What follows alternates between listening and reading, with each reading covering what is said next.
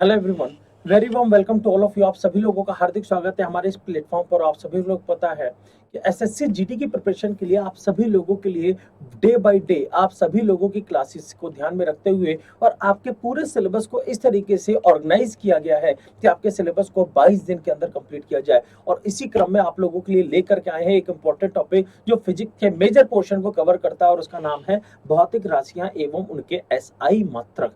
तो राशियां क्या होती हैं, मात्रक क्या होती हैं, आज इन सब चीजों को समझने का प्रयास करेंगे। सबसे पहली बात तो ये राशि क्या होती है।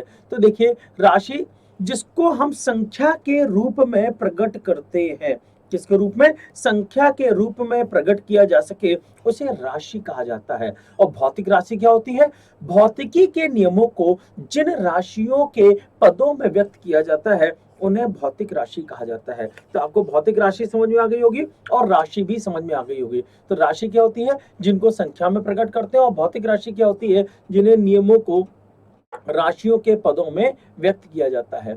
अब भौतिक राशि कितने प्रकार की होती है, तो दो प्रकार की होती है। एक होती है सदिश राशि, एक होती है अदिश राशि। तो सदिश और अदिश राशि में क्या अंतर होता है, इसको समझिए। ऐसी राशियां जिनमें परिमाण की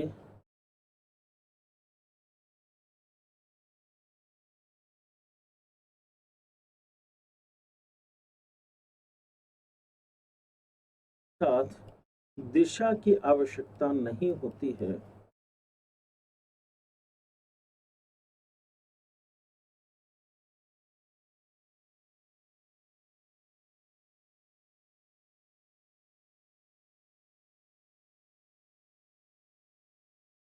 अदिश राशियां कहलाती हैं।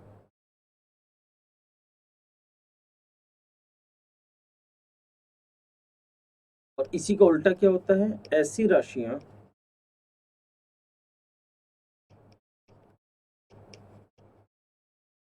जिनमें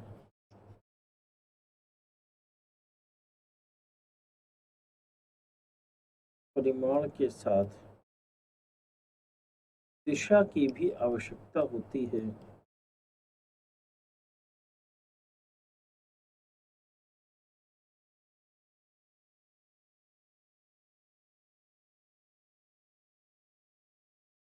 क्या कहलाती हैं, सदिश राशियां कहलाती हैं।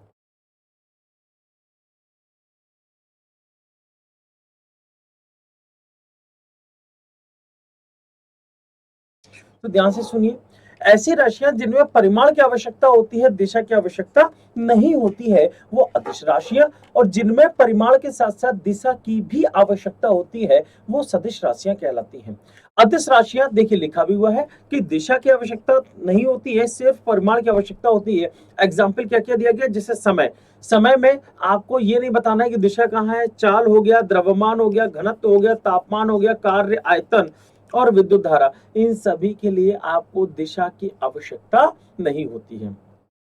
उल्टा, जिनमें दिशा की भी आवश्यकता होती है, तो परिमाण की तो होती है, साथ में दिशा की भी आवश्यकता होती है। जैसे बल हो गया, वेग हो गया, विस्थापन हो गया, त्वरण, संवेग, आवेग, रेखीय संवेग, कोणीय विस्थापन, कोणीय वेग, बल आघूर्ण, चुंबकीय क्षेत्र, प्रेरण, चुंबकीय क्षेत्र तीव्रता, चुंबकीय तीव्रता, चुंबकीय आघूर्ण, विद्युत तीव्रता, ताप प्रवणता, चाल प्रवणता, विद्युत धारा, घनत्व, विद्युत ध्रुव आघूर्ण, विद्युत ध्रुव ध्रुवण इत्यादि, ये सारी चीजें होती है जिनमें आप लोगों को आवश्यकता होती है। अब इनमें हम आपको सर्किल में वो इंपॉर्टेंट कवर कर ही दे रहे हैं जिनसे क्वेश्चन पूछा जाता है, उसको विस्थापन कहा जाता है। त्वरण हो गया, संवेग हो गया, आवेग हो गया, रेखीय संवेग हो गया, बल आघूर्ण हो गया, चुंबकीय क्षेत्र हो गया, कोणीय विस्थापन हो गया। इनको कम से कम याद रखना है कि ये सारी चीजें सदिश में आती हैं। और अदिश तो वैसे भी ऑलरेडी कम है, आप लोग देख सकते हैं 8 राशियां दी गई हैं, तो ये 8 राशियां आप लोग याद कर सकते हैं, ठीक है। अब मापक की इकाई की बात करेंगे। तो आप जब भी इन राशियों को मापते हैं तो कई सारी राशियां होती हैं जो किसी एक इकाई के मापन के लिए उपयोग में ली जाती हैं। तो लिखा भी हुआ है, किसी राशि के मापन के निर्देश मापन को मात्रक कहते हैं। दी हुई राशि की उसके मात्रक से तुलना करने की क्रिया को ही क्या कहा जाता है, मापन कहा जाता है। और मापन दो तरीके के होते हैं, एक होते हैं मूल मात्रक और एक होते हैं व्युत्पन्न मात्रक। तो सवाल उठता है ये मूल मात्रक और व्युत्पन्न मात्रक क्या होते हैं? तो ध्यान से देखिए, मूल मात्रकों की संख्या कितनी है, 7 है। कौन कौन से हैं? मीटर हो गया, सेकेंड हो गया, किलोग्राम हो गया, एम्पियर, मोल, केल्विन और कैंडेला। अगर हम इन सारी चीजों को आपको ठीक से समझाएं तो आपको अभी क्लियर हो जाएगा। अगर मीटर की बात करेंगे तो लंबाई, सेकंड की बात करेंगे तो समय, किलोग्राम की बात करेंगे तो द्रव्यमान, अगर एम्पियर की बात करेंगे तो विद्युत धारा, अगर मोल की बात करेंगे तो पदार्थ की मात्रा,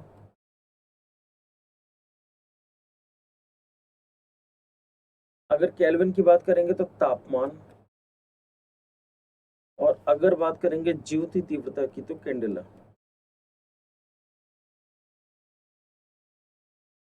यहाँ तक क्लियर हो गया? इसमें किसी के दिमाग में कोई दिक्कत, कोई परेशानी बताएं? समझ में आ रहा है ना? तो हम लोगों ने अभी तक वो जो 7 मात्रक थे उनको समझा दिया। ठीक, इनके सिंबल को भी यही लिख देते हैं। अगर मीटर की बात करेंगे तो इसको शो किया जाता है MT से, सेकंड की बात करेंगे तो SEC, किलोग्राम की बात करेंगे तो kg, एम्पियर की बात करेंगे तो AMP, मोल की बात करेंगे तो MOL, केल्विन की बात करेंगे तो K, और कैंडेला की बात करेंगे तो C और D। ठीक है, तो ये सारे के सारे सिंबल है जो हमने आपको यहाँ पर दर्शा दिए। अब व्युत्पन्न मात्रक क्या होते हैं? तो दो या दो से अधिक मात्रकों को मिलने से जो मात्रक होते हैं वो व्युत्पन्न मात्रक कहलाते हैं। ठीक है, जैसे आ गया न्यूटन, जैसे आ गया पास्कल, जैसे आ गया जूल, जैसे आ गया वोल्ट। अगर न्यूटन की बात करेंगे तो F equal to M into A। ठीक है, इसको न्यूटन से शो कर रहे हैं, यानी इसको क्या कहा जाता है, किलोग्राम मीटर पर सेकेंड स्क्वायर। अब देखिए, किलोग्राम आ गया, मीटर आ गया और सेकेंड का स्क्वायर, तो कई सारे मात्रकों से मिल करके जो मात्रक बनते हैं वो सब क्या कहलाते हैं, व्युत्पन्न मात्रक कहलाते हैं। तो मात्रक भी क्लियर हो गए होंगे और व्युत्पन्न मात्रक भी।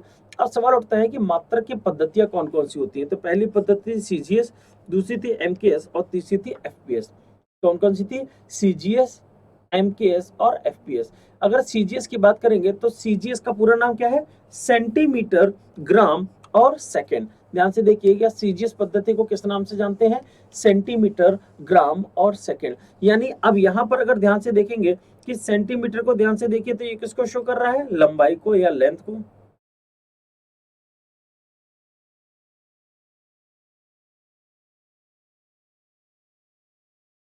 अगर ग्राम की बात करेंगे तो ये किसको शो करता है? द्रव्यमान को।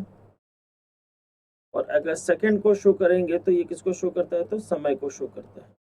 ठीक, यहाँ पर MKS की बात करेंगे, MKS मीटर, किलोग्राम और सेकंड। मीटर किसको शो करता है? लंबाई को। किलोग्राम किसको शो करता है? द्रव्यमान को। और सेकंड किसको शो करता है? समय को। FPS की बात करेंगे, FP और S यानी फुट, P का मतलब हो गया पाउंड और S का मतलब हो गया सेकेंड। लंबाई,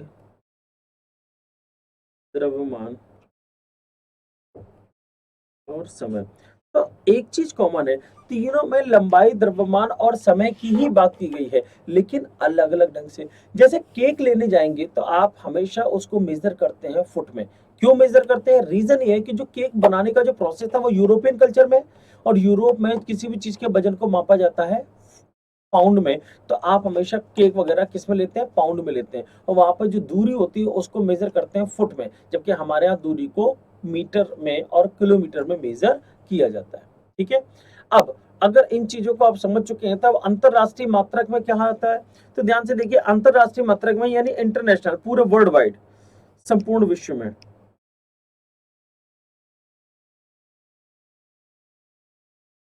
तो संपूर्ण विश्व में क्या होता है? MKS पद्धति का उपयोग किया जाता है। और मापतौल के लिए 1960 ईस्वी में, कब? 1960 ईस्वी में SI यूनिट को स्वीकार किया गया। इसका नाम क्या है? System of units. क्या नाम है? System of units. और आज भी या आजकल भी इस पद्धति को उपयोग किया जाता है, जिसमें 7 आते हैं मूल मात्रक और 2 आते हैं संपूरक मात्रक। संपूरक मात्रक कौन कौन से हैं? एक है कोण और एक है घन कोण। कोण कहा जाता है रेडियन और घन कोण कहा जाता है स्टेरेडियन। क्या होते हैं? कोण और घन कोण, रेडियन और स्टेरेडियन। ठीक है। अब 7 मूल मात्रक आप लोगों के सामने ऑलरेडी आ चुके हैं और संपूरक मात्रक भी आ चुके हैं। और संपूरक मात्रक याद रखिएगा, ये कोण के लिए है यानी 2D के लिए, और ये है घन कोण के लिए जो 3D के लिए है। यहाँ तक क्लियर हो गया? अब एसआई मात्रक में पहला क्या आता है? लंबाई। तो है एसआई में लंबाई का मूल मात्रक क्या है? मीटर है। 1 मीटर वह दूरी होती है जो प्रकाश निर्वात में 1/299792458 सेंटीमीटर सेकेंड में तय करता है। तो अगर निर्वात में प्रकाश को चलाया जाए तो वो 1/299792458 सेकेंड में जितनी दूरी तय करता है उसको क्या कहा जाता है? 1 मीटर कहा जाता है। ये डेफिनेशन है। ठीक है। उसी तरीके से द्रव्यमान की बात करेंगे, इसे किलोग्राम से शो किया जाता है। समय की बात करेंगे तो इसका मात्रक सेकंड है। आइंस्टाइन ने अपने सापेक्षता के सिद्धांत में समय को चतुर्थ विमान यानी डायमेंशन के रूप में रखा। हम लोग अभी तक 3 डायमेंशन की बात करते हैं। फोर्थ डायमेंशन में किसने? आइंस्टाइन ने टाइम को फोर्थ डायमेंशन के रूप में रखा था। वो बात अलग है कि अभी तक इसका प्रूफ नहीं मिला। अच्छा, विद्युत धारा का जो मात्रक है या इसका जो प्रतीक है, इससे रिलेटेड क्वेश्चन पूछा जा चुका है, तो ये याद रखना। ताप के लिए केल्विन आता है, सेंटीग्रेड को यूज मत कर लेना। एसआई मात्रक की बात करेंगे तो सिर्फ केल्विन होगा। ज्योति तीव्रता का मात्रक कैंडिला है और इसको सी और स्मॉल डी से प्रदर्शित करते हैं। पदार्थ की मात्रा को मोल कहा जाता है और याद रखिएगा 1 मोल बराबर 6.023 इंटू 10⁻23। ठीक है, याद रखिएगा 6.023 इंटू 10⁻23। अब यहाँ पर आपके सामने भौतिक राशियां कौन कौन सी हैं उनके बारे में पूरा वर्णन दिया जाएगा। ठीक है, तो भौतिक राशियों को देखिए। पहली भौतिक राशि है लंबाई और इसका मात्रक है मीटर, लंबाई आप समझते होंगे। दूसरी है समय और इसका मात्रक है सेकंड। तीसरी है आयतन यानी वॉल्यूम और इसका मात्रक होता है घन मीटर। घन मीटर को कहा जाता है मीटर क्यूब। चौथे नंबर पे आता है बल। बल का मात्रक है न्यूटन और न्यूटन में आपको पता होगा किलोग्राम मीटर पर सेकेंड स्क्वायर। इसके बाद आता है वेलोसिटी यानी वेग, मीटर पर सेकेंड। ऊर्जा की बात करेंगे, एनर्जी की बात करेंगे तो इसकी होती है जूल। और याद रखिएगा अगर CGS मात्रक में देखा जाए तो यही होती है कैलोरी। CGS में क्या होती है? कैलोरी। और नॉर्मल में क्या होती है? जूल। अगर दाब की बात करेंगे तो इसकी यूनिट क्या होती है? पास्कल। अगर विद्युत ऊर्जा की बात करेंगे तो इसकी यूनिट होती है किलोवाट आवर यानी किलोवाट घंटा। और टेम्परेचर की बात करेंगे तो इसकी यूनिट होती है केल्विन। याद रखिएगा केल्विन के अलावा 3 और अदर यूनिट हैं जो अलग अलग हैं, उनके बारे में बता दें। पहला होता है सेल्सियस,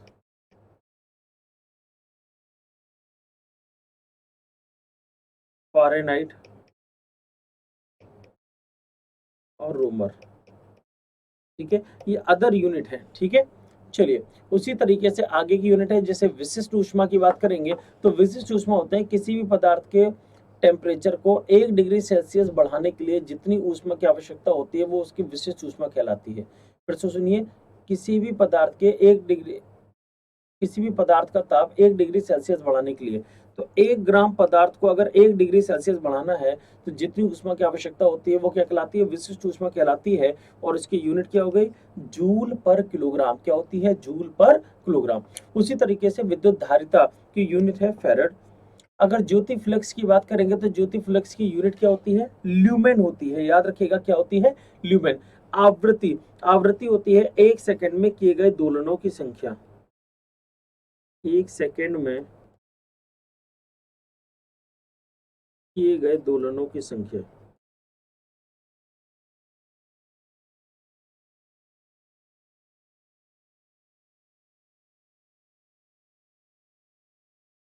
क्या कहलाती है? आवृत्ति कहलाती है। ठीक है, और इसकी यूनिट क्या होती है? हर्ट्ज होती है। इसके बाद आता है परम ताप। तो परमताप की यूनिट क्या है? केल्विन। परमताप की यूनिट क्या है? केल्विन। उसके बाद संवेग और आवेग की बात करेंगे तो इसकी यूनिट है न्यूटन सेकेंड। याद रखिएगा, संवेग और आवेग जिसको मोमेंटम कहा जाता है, इसकी यूनिट क्या है? Newton second. फिर आती है गुप्त ऊष्मा, और गुप्त ऊष्मा की जो यूनिट है वो है जूल पर किलोग्राम। गुप्त ऊष्मा की यूनिट क्या है? जूल पर प्रति किलोग्राम। तरंग लंबाई, तरंग लंबाई की यूनिट, अगर लंबाई की यूनिट देखते हैं तो वो तो मीटर ही है, फिर वो कोई भी लंबाई हो, किसी भी तरीके की लंबाई हो, वो मीटर के अंतर्गत आती है। क्लियर?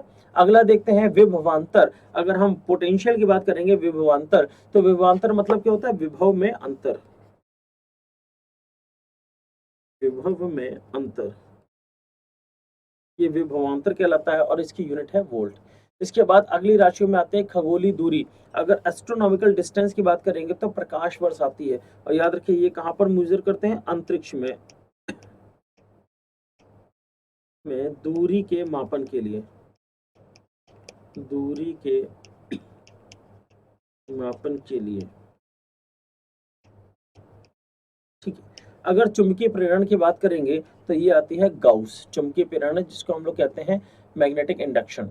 ठीक, उसी के अलावा अगर विद्युत आवेश की बात करेंगे तो इसकी यूनिट आती है कूलाम। क्या आती है? कूलाम। विद्युत आवेश याद आया कि अगर विद्युत आवेश जिसको हम लोग क्यू से प्रदर्शित करते हैं, स्मॉल क्यू। ठीक है। चुंबकीय फ्लक्स, इसमें दो यूनिट आती हैं, बेबर भी आती है और मैक्सवेल भी आती है। कौन सी है? बेबर और मैक्सवेल। ज्योति तीव्रता की यूनिट कैंडेला, जो 7 फंडामेंटल यूनिट में है। वायुमंडलीय दाब की जो यूनिट है वो है बार, और याद रखना उपकरण का नाम है बैरोमीटर। वायुमंडलीय दाब को किससे मेजर किया जाता है? तो बैरोमीटर से, बैरोमीटर का उपयोग करके। अगर ठोस कण की बात करेंगे, ठोस कोण की बात करेंगे तो स्टेरेडियन से इसको मापा जाता है। आगे देखिए द्रव्यमान, किलोग्राम पता ही है। अगर क्षेत्रफल की बात करेंगे तो क्षेत्रफल क्या होता है? मीटर गुणा मीटर, तो ये क्या हो जाएगा? मीटर स्क्वायर, या इसको वर्ग मीटर के नाम से भी जानते हैं। घनत्व की बात करेंगे तो किलोग्राम पर मीटर क्यूब, पर मीटर क्यूब ये आता है घनत्व। इसके बाद आता है त्वरण। अगर एक्सेलरेशन की बात करेंगे तो ये क्या आता है? मीटर पर सेकेंड स्क्वायर। याद रखिएगा इसका यूनिट क्या है? मीटर पर सेकेंड स्क्वायर। त्वरण की बात करेंगे। चाल मीटर पर सेकेंड, क्लियर ही है। शक्ति की बात करेंगे तो जूल पर सेकेंड या वाट। याद रखिएगा जूल पर सेकेंड भी होती है और वाट भी होती है। अगर कार्य की बात करेंगे तो न्यूटन मीटर या जूल, न्यूटन मीटर या जूल। अगर विद्युत प्रतिरोध की बात करेंगे तो इसकी यूनिट होती है ओम। ऊष्मा की बात करेंगे तो ऊष्मा की यूनिट क्या होती है? जूल होती है। अगला देखिए, अगर विद्युत धारा की बात करेंगे तो विद्युत धारा की यूनिट क्या होती है? एम्पियर। अगर ध्वनि की तीव्रता की बात करेंगे तो ध्वनि की तीव्रता क्या होती है? डेसिबल। पराध्वनिक गति, अगर पराध्वनिक गति की बात करेंगे जिसको हम लोग सुपरसोनिक स्पीड की बात करते हैं,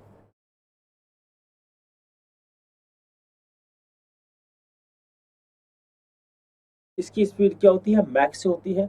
अगर तरंग दैर्ध्य की बात करेंगे, तरंग दैर्ध्य की यूनिट क्या होती है? एंगस्ट्रॉम। ठीक है। समुद्र की गहराई किस में नापी जाती है? तो फैदम में नापी जाती है। फिर आ गया है पृष्ठ तनाव, सरफेस टेंशन जिसको कहा जाता है, यूनिट है न्यूटन पर मीटर। चुंबकीय क्षेत्र की बात करेंगे तो इसकी यूनिट है गॉस। अगर लेंस की क्षमता की बात करेंगे तो लेंस की क्षमता को किससे मेजर करते हैं? डायोप्टर से मेजर करते हैं। चुंबकीय आघूर्ण की बात करेंगे तो किलोग्राम वर्ग मीटर। जड़ता आघूर्ण क्या आता है? Kilogram metre square. क्लियर हो गया? चलिए अगला देखिए, अगर श्यानता की बात की जाए, श्यानता जिसको विस्कोसिटी कहते हैं, इसको हम लोग गाढ़ापन की भी कहते हैं। क्या कहते हैं? गाढ़ापन। और ये किसमें होती है? तो द्रवों में होती है। श्यानता को गुण द्रवों होती है। Newton second metre square. इसके बाद तली कोण, अगर तली कोण का मतलब है कि 2D, 2D जो एंगल होता है उसकी यूनिट होती है रेडियन।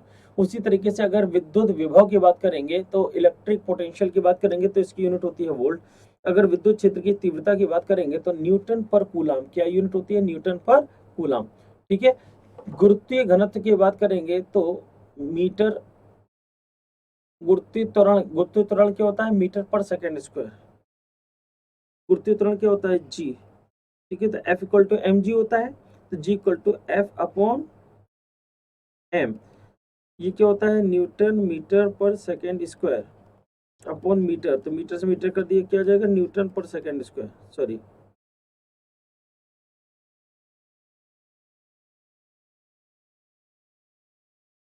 न्यूटन होता है, नीचे मीटर, तो न्यूटन अपॉन मीटर।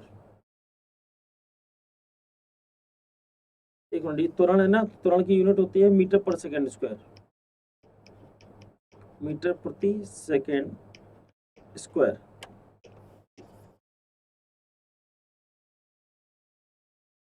क्लियर आ गया?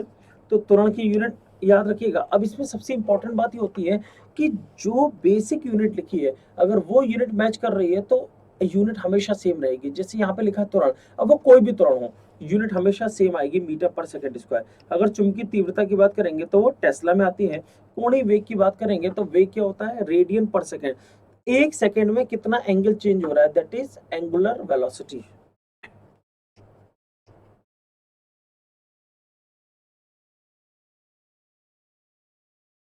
एंगुलर वेलोसिटी क्लियर हुआ? तो ये सारे के सारे कोणीय वेग आप लोगों को समझा दिए गए।